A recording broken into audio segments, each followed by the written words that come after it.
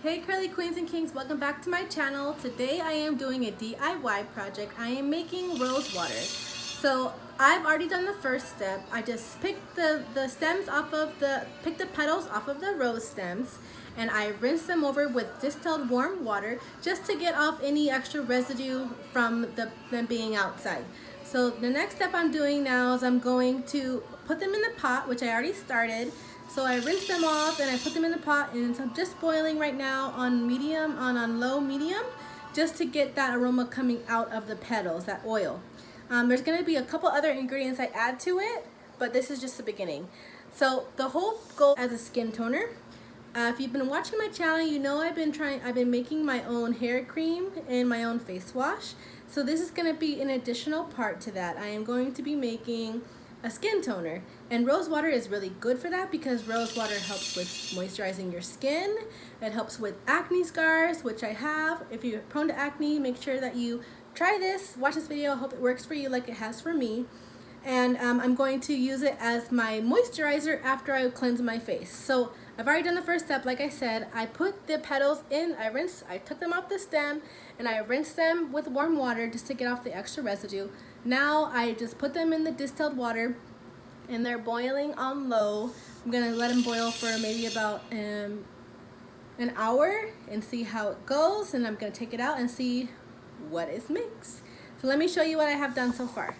Here are the rose petals inside the pot. They're just kind of boiling at a low temperature. This is distilled purified water. I'm just boiling it down so I can seep out that rose oil from the petals. So that's the first step. This is the rose petals inside the water. Like I said, it's just distilled water and rose petals. I didn't add any other ingredients yet.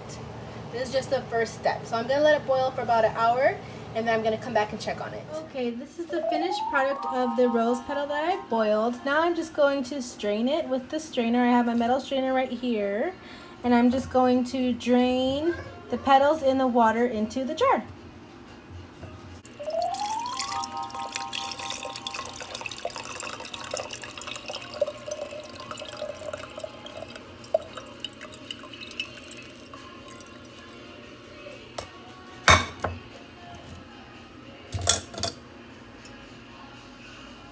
There's the rose water.